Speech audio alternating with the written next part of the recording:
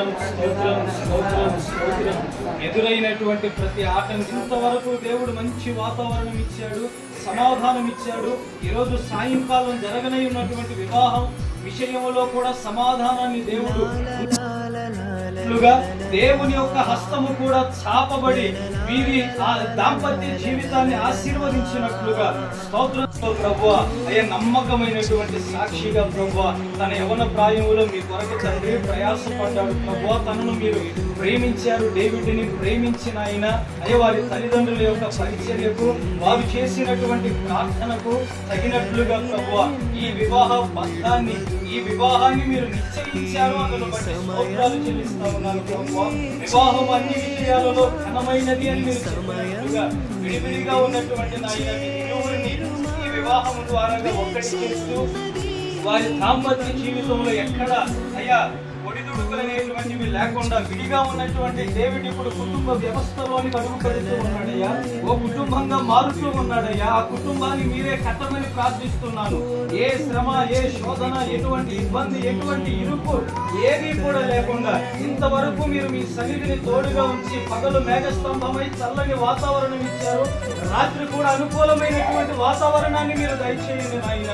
వివాహం చేయిస్తున్న దైవజనులను అభిషేకించండి ప్రభువా. నీకు స్తోత్రాలు తండ్రి. వివాహం చేయిస్తున్నటువంటి వారి చేతుల మీద మీరు మీ హస్తాలను ఉంచండి. వీరి దాంపత్య జీవితాన్ని నాయన మీరు ఆశీర్వదించమని ప్రార్థిస్తున్నాను ప్రభువా. నీకు వందనాలు. ప్రార్థనతోనే వీరి కుటుంబాన్ని మీరు బండ మీద కట్టమని వేడుకుంటున్నానయ్యా. తల్లిదండ్రులు వీరి యొక్క దాంపత్య జీవితాన్ని బట్టి సంతోషించినట్లుగా బంధువులు, రక్త సంబంధికులు ప్రతి ఒక్కరూ కూడా చెప్పుకునేటట్లుగా తండ్రి మీరు కొండ మీద కట్టబడినటువంటి పట్టణం వలె, దీప స్తంభం మీద పెట్టబడినటువంటి దీపాల వలె ప్రకాశింప చేయమని వేడుకుంటున్నాను నాయనా. మీకు స్తోత్రాలు తండ్రి.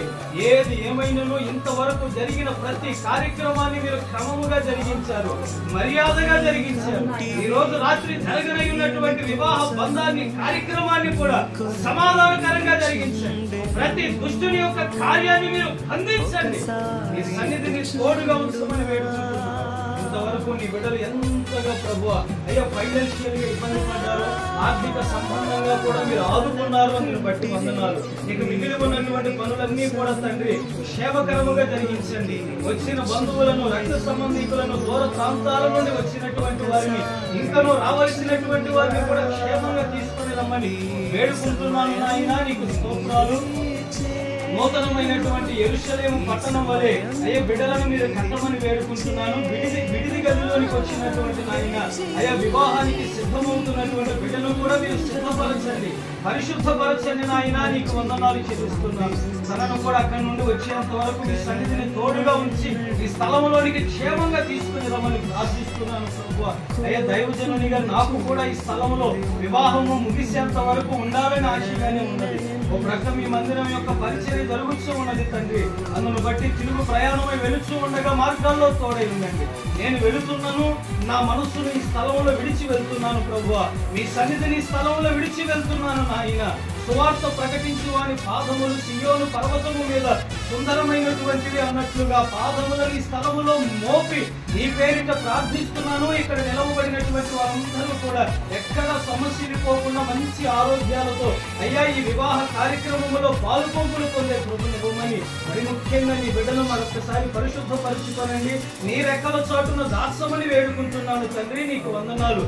రేపటి దినాన నీ బిడ్డను అలంకరించినటువంటి వధువు సంఘం వలె నీ రాజ్యానికి సిద్ధపరచుకొనుచూ ఉండగా ప్రభు అంతవరకు కూడా నీ బిడ్డను నాయన నీ రెక్కల చోటును భద్రపరుచుతున్నందుకై స్తోత్రాలను చెల్లిస్తున్నాను. యేసు నామములో అడుగుతూ ఉన్నాము తండ్రి. ఆమేన్. తండ్రి అయిన దేవుని ప్రేమ, కుమారుడైనటువంటి యేసయ్య కృప, పరిశుద్ధాత్మ యొక్క సహాయము, సన్నిధి అయిన సహవాసము, సమాధానము నిశ్చయముగా ఈ వివాహ కార్యక్రమం అంతటికి ఎవరెవరైతే పనులు చేస్తూ ఉన్నారో, పరిచర్యలు జరిగిస్తూ ఉన్నారో, మరి వివాహ కార్యక్రమాన్ని జరిగించుతున్న దైవజనులకు కూడా దేవుని కృప తోడై ఉండి కార్యక్రమం అంతయు ఆశీర్వాదకరముగా జరుగునుగాక.